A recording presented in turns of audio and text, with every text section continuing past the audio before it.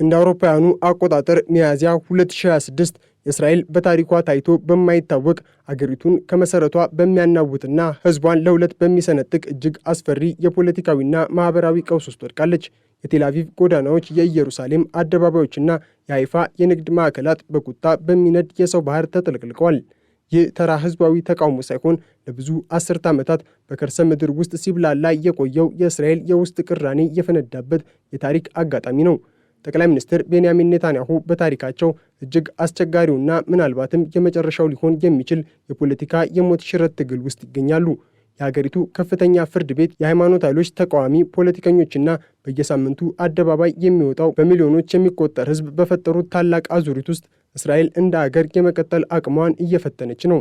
የዚህ ታላቅ ቁጣ ዋነኛው መነሻ የሆነው የኤፕሪል 2026ቱ የቴል አቪቭ ሰልፍ በአገሪቱ ታሪክ ውስጥ ከታዩት ሁሉ በስፋቱም ሆነ በድምፁ እጅግ የገዘፈ ነበር። በታዋቂው የሃቢማ አደባባይ የተሰበሰቡት በ10 ሺዎች የሚቆጠሩ ሰልፈኞች የኔታንያሁ መንግስት በአስቸኳይ እንዲሰናበትና የጥቅምት 7ቱን 2023 የደህንነት ውድቀት የሚመረምር ገለልተኛ ብሔራዊ ኮሚሽን እንዲቋቋም በታላቅ ጩኸት ጠይቀዋል።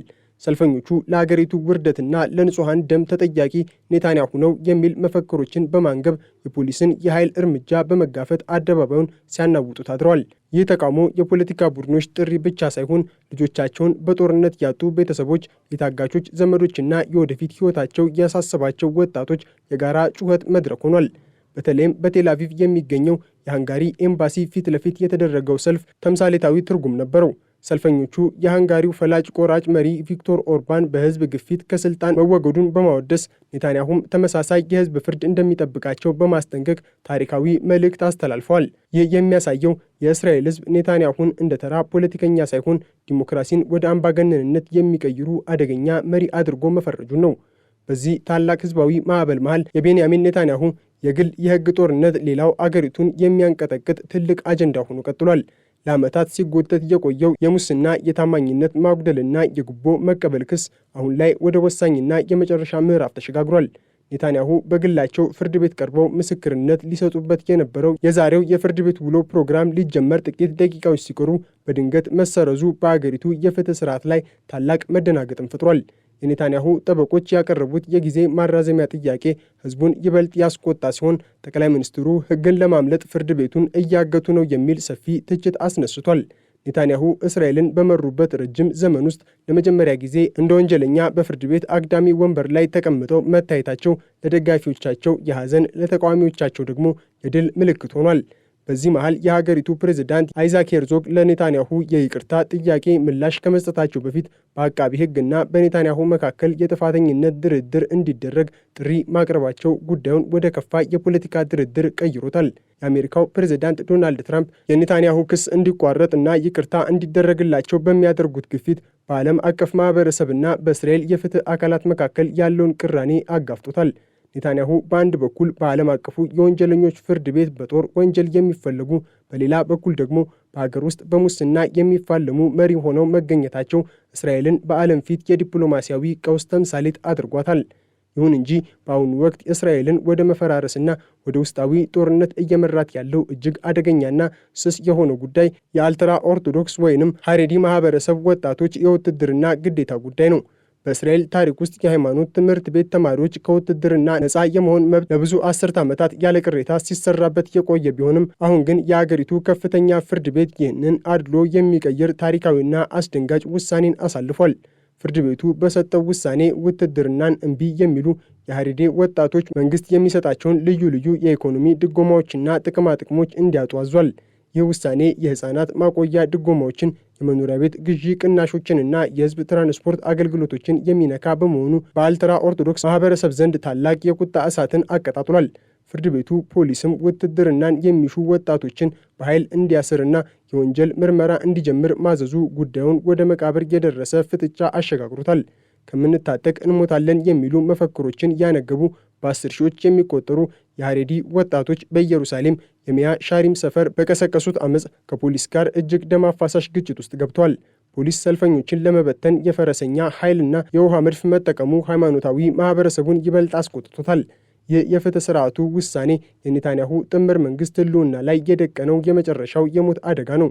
በኔታንያሁ መንግስት ውስጥ ወሳኝ ድርሻ ያላቸው የአልትራ ኦርቶዶክስ ፓርቲዎች መሪዎች የሆኑት ይስሐቅ ጎልድክኖፕ እና ሞሼ ጋፍኒ ፍርድ ቤቱን የአይሁድ እምነትና የማንነት ቀንደኛ ጠላት በማለት ፈርጀውታል።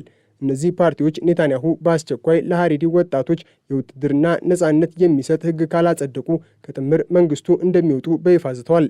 ይህ ማለት የኔታንያሁ መንግስት መፍረስ፣ የስልጣን መንበራቸው ማብቃትና አዲስ ምርጫ መካሄድ ማለት ነው። በሌላ በኩል የተቃዋሚው መሪ ያኢር ላፒድና የዲሞክራት ፓርቲው መሪ ያኢር ጎላን የፍርድ ቤቱ ውሳኔ የእውነተኛ ጽዮናዊነትና የፍትሐዊነት ድል በማለት አወድሰውታል። በእነሱ እይታ እስራኤል በታላቅ የደህንነት ስጋት ውስጥ ባለችበት በዚህ ወቅት ተራው ህዝብ መስዋዕትነት እየከፈለ አንድ ማህበረሰብ ብቻ በሃይማኖት ስም ከውትድርና መቅረቱ ታሪካዊ ስህተት ነው። ይህ ፍጥጫ እስራኤልን በሁለት ዋልታዎች ከፍሏታል። በአንድ በኩል ዲሞክራሲ፣ እኩልነትና ህግ ይከበር የሚለው ሴኩላር ማህበረሰብ፣ በሌላ በኩል ደግሞ የቶራ ጥናት ከሀገር ደህንነት በላይ ነው የሚለው ሃይማኖታዊ ማህበረሰብ ቆመዋል። ኔታንያሁ አሁን የሚገኙት እጅግ በሚያቃጥሉ ሁለት እሳቶች መሃል ነው። በአንድ በኩል የህዝብ ቁጣና የተቃዋሚዎች ግፊት መንግስታቸውን ሊያፈርሰው ጫፍ ደርሷል። በሚሊዮኖች የሚቆጠሩ እስራኤላውያን ኔታንያሁን እንደ አገር ከዳተኛና ለስልጣናቸው ሲሉ የአገሪቱን ደህንነት አሳልፈው የሰጡ መሪ አድርገው ይቆጥሯቸዋል። በሌላ በኩል ደግሞ የመንግስታቸው ምሰሶ የሆኑት የሃይማኖት ፓርቲዎች የሚጠይቁትን የውትድርና ነጻነት ህግ ካጸደቁ የከፍተኛ ፍርድ ቤቱን ውሳኔ መቃወም ስለሚሆንባቸው አገሪቱን ወደ አደገኛ ህገ መንግስታዊ ቀውስ ይከቷታል። ይህ በእንዲህ እንዳለ ዓለም አቀፉ ማህበረሰብም በእስራኤል ላይ ያለውን ጫና ከመቼውም ጊዜ በላይ አጠናክሯል። በጋዛ እየተካሄደ ያለው ጦርነት ያስከተለው ሰብአዊ ቀውስ፣ በሊባኖስ ላይ የሚሰነዘረው ጥቃትና ከኢራን ጋር ያለው ውጥረት እስራኤልን በዓለም አቀፍ ደረጃ ብቸኛ እያደረጋት ነው። ቱርክ እስራኤልን ለዓለም አቀፍ ደህንነት ቀጥተኛ ስጋት ስትል መጥራቷና በዓለም አቀፉ ፍርድ ቤት የቀረበው የዘር ማጥፋት ክስ የኔታንያሁ መንግስት በዲፕሎማሲያዊ ረግረግ ውስጥ መዘፈቁን ያሳያል። በተለይም የአልትራ ኦርቶዶክስ ማህበረሰብ አመፅ ወደ ለየለት የጎዳና ላይ ውጊያ መቀየሩ እስራኤል በታሪኳ ታይቶ የማይታወቅ የማህበራዊ መዋቅር መፈራረስ እያጋጠማት መሆኑን ያሳያል። ፖሊስ የሐሬዲ ወጣቶችን ለማሰር ወደ ሰፈሮቻቸው ሲገባ የሚያጋጥመው ተቃውሞ አገሪቱ ወደ እርስ በርስ ጦርነት እያመራች ነው የሚሉ ስጋቶችን አጠናክሯል። ፍርድ ቤቱ የህግ የበላይነት ሊከበር ይገባል በሚል የሰጠው ትዕዛዝ በሃይማኖታዊው ማህበረሰብ ዘንድ እንደ ሃይማኖታዊ ስደት ተቆጥሯል። ወደ እስር ቤት እንገባለን እንጂ ወደ ጦር ሰራዊት አንገባም የሚለው መፈክር በወጣቶቹ ዘንድ ያለውን ጽኑ አቋም ያሳያል። ይህ ግጭት በሰራዊቱ ውስጥም ትልቅ ቅሬታን ፈጥሯል። ለወራት በጦር ግንባር የቆዩ ወታደሮችና ቤተሰቦቻቸው የሐሬዲ ወጣቶች ከውትድርና ነፃ መሆናቸውን በመቃወም ድምፃቸውን እያሰሙ ነው። ይህ የፍትሐዊነት ጥያቄ የእስራኤልን ብሔራዊ አንድነት ከመሰረቱ እየናደ ይገኛል። የኔታንያሁ የፍርድ ቤት ጉዳይም ቢሆን በየቀኑ አዳዲስ አስደንጋጭ ክስተቶችን እያስተናገደ ነው። የጠቅላይ ሚኒስትሩ ምስክርነት መሰረዝ በፍትህ ስርዓቱ ላይ የፖለቲካ ተጽዕኖ እየተደረገ ነው የሚል ጥርጣሬን ፈጥሯል። ብዙዎች ኔታንያሁ ፍርድ ቤቱን ሆነ ብለው እያዘገዩት እንደሆነ ያምናሉ። በዚህ መሃል የፕሬዝዳንት አይዛክ ሄርዞግ የሽምግልና ጥረት ኔታንያሁን ከእስር ለማዳን የሚደረግ የፖለቲካ ሴራ ነው የሚል ወገኖችም አልጠፉም። የአሜሪካው ፕሬዝዳንት ዶናልድ ትራምፕ ጣልቃ ገብነት ደግሞ ጉዳዩን ከእስራኤል የውስጥ ጉዳይነት አውጥቶ የዓለም አቀፍ ፖለቲካ አጀንዳ አድርጎታል። ኔታንያሁ ዛሬ ላይ በሕግም በፖለቲካም በማህበራዊ ግንኙነትም በኩል ተከበዋል። በቴል አቪቭ ሰልፈኞች የጥቅምት 7 ውድቀት ተጠያቂው ኔታንያሁ ነው በሚል የሚያሰሙት ጩኸት ከፍርድ ቤቱ የሙስና ክስ በላይ ክህደት ያለው ሆኗል። በእስራኤል እየታየ ያለው ይህ ታሪካዊ ፍንዳታ በስልጣን ላይ ካለው መንግስት አልፎ የሀገሪቱን የፍትህና የደህንነት ተቋማት ወደ ከፍተኛ ግጭት ውስጥ ከቷቸዋል። የሀገሪቱ ከፍተኛ ፍርድ ቤት በአልትራ ኦርቶዶክስ ወጣቶች ላይ ያስተላለፈው የኢኮኖሚ ማዕቀብና የግዴታ ውትድርና ትዕዛዝ የመንግስትን አስፈጻሚ አካላት ክፉኛ አጣብቂኝ ውስጥ ከቷቸዋል። ፍርድ ቤቱ የሰጠው ትዕዛዝ ተራ መመሪያ ሳይሆን መንግስት ለሐሬዲ ማህበረሰብ የሚሰጣቸውን 5 ዋና ዋና የኢኮኖሚ ድጋፎች እንዲቋረጥ የሚደነግግ ነው። ይህም የህፃናት ማቆያ ድጎማ፣ የቤት ግዢ ቅናሽና የትራንስፖርት ድጎማዎችን ያካትታል። ይህ እርምጃ በ10 ሺዎች የሚቆጠሩ የሐሬዲ ቤተሰቦችን የዕለት ተዕለት ኑሮ በቀጥታ የሚነካ በመሆኑ ግጭቱን ከፖለቲካዊ መድረክ ወደ እያንዳንዱ ቤትና ሰፈር አውርዶታል። የዚህ ውሳኔ እጅግ አስደንጋጭ ጎን ደግሞ ፍርድ ቤቱ በፖሊስ ላይ የሰነዘረው ትችት ነው። የከፍተኛ ፍርድ ቤት ዳኞች የፖሊስን ተግባር ተቀባይነት የሌለውና ሕግን በጅምላ መጣስ በማለት ፈርጀውታል። ፖሊስ ውትድርናን የሚሸሹ የሐሬዲ ወጣቶችን ለማሰር ፈቃደኛ አለመሆኑ ለግርግር ፈጣሪዎች ስልጣን መስጠት ነው ሲሉ ዳኞቹ በጽኑ ወቅሰዋል። ይህም በፍትህ አካላትና በሕግ አስከባሪዎቹ መዋቅር መካከል ታላቅ ጥርጣሬና ቅራኔ እንዲፈጠር አድርጓል። ፖሊስ በበኩሉ የሐሬዲ ወጣቶችን በኃይል ማሰር አገሪቱን ወደማይታረቅ የጎዳና ላይ ጦርነት ይከታታል የሚል ስጋት ቢያቀርብም ፍርድ ቤቱ ግን ከሕግ በላይ ማንም የለም በሚለው አቋሙ ጸንቷል።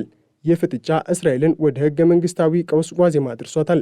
በቴል አቪቭ እና በሌሎች ከተሞች ለሚካሄደው ተቃውሞ ዋነኛው የሞራል ጉልበት የታጋች ቤተሰቦችና የጥቅምት 7ቱ ጥቃት ሰለባዎች ናቸው። ህዝቡ ኔታንያሁን የሚወርፋቸው በሙስና ብቻ ሳይሆን የሀገሪቱን ደህንነት አሳልፎ ሰጥቷል በሚል የከዳተኝነት ስሜት ጭምር ነው። በጋዛ ምድር ሕይወታቸው ያለፉ እስራኤላውያን አካል በገለልተኛ አካል ሳይመረመር ኔታንያሁ በስልጣን ላይ የመቆየት የሞራል ብቃት የላቸውም የሚለው አስተሳሰብ በህዝቡ ዘንድ ነግሷል። ተቃዋሚዎቹ ድል የሚለካው ታጋቾች ወደ ቤት በመመለስ እንጂ በወታደራዊ ሪፖርት አይደለም በማለት መንግስቱን ይሞግታሉ።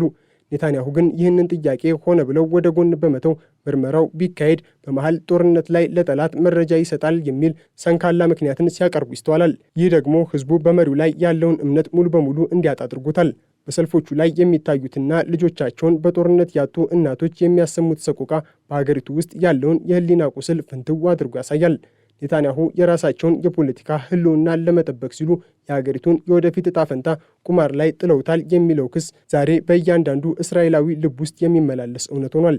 በአጠቃላይ እስራኤል በአሁኑ ወቅት የምትገኝበት ሁኔታ ሀገሪቱን ወደማይታወቅና እጅግ አደገኛ ወደሆነ መጻኢ ዕድል እየመራት ነው።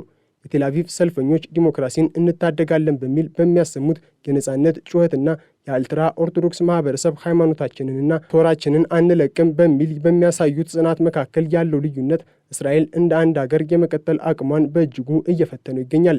ኔታንያሁ አሁን የደረሱበት መስቀለኛ መንገድ የስልጣን ዘመናቸው ማብቂያ ብቻ ሳይሆን እስራኤል ለ70 ዓመታት የገነባችው የዲሞክራሲና የሃይማኖት ሚዛን የፈረሰበት የታሪክ ክስተት ነው። የፍርድ ቤት ውሳኔዎች፣ የህዝብ አመፅ፣ የጥምር መንግስቱ ውስጣዊ ሽኩቻና ዓለም አቀፍ ጫናዎች ተዳምረው የኔታንያሁን ዘመን ማብቂያ የሚያፋጡን ይመስላሉ። ይህ ታሪካዊ የቁጣ ማዕበል ኔታንያሁን ጠርጎ ይወስዳቸዋል ወይንስ እንደተለመደው በፖለቲካዊ ብልሃታቸውና በተንኮል ስልታቸው ይተርፋሉ የሚለው ጉዳይ መላው ዓለም በታላቅ ጉጉት የሚጠብቀው የታሪክ ምዕራፍ ሆኗል። እስራኤል ዛሬ ላይ የምትገኘው በታሪኳ እጅግ ፈታኝ በሆነው መስቀለኛ መንገድ ላይ ሲሆን በቀጣይ የሚወሰዱ እርምጃዎች የሀገሪቱን የዲሞክራሲ የፍትህና የሃይማኖት ሚዛን ለዘላለም የሚቀይሩ ይሆናሉ። የህዝቡ ቁጣ ግን በቀላሉ የሚበርድ አይመስልም። በየቀኑ አዳዲስ ሰልፈኞች ወደ አደባባይ እየወጡ ነው። በየቀኑ አዳዲስ የፍርድ ቤት ውሳኔዎች መንግስቱን እያስጨነቁ ነው። በየቀኑ እስራኤል ወደማይታወቅ አቅጣጫ እየተጓዘች ነው። ይህ የታሪክ ፍንዳታ ውጤቱ ምንም ይሁን ምን እስራኤል ዳግመኛ እንደ ጥንቱ እንደማትሆን ግልጽ ሆኗል። የኔታንያሁ ስልጣን፣ የሐሬዲዎች መብትና የእስራኤል ዲሞክራሲ እጣ ፈንታ በአንድነት በዚያው በቴል አቪቭና በኢየሩሳሌም ጎዳናዎች ላይ በሚፈሰው ደምና ላብ እየተወሰነ ይገኛል።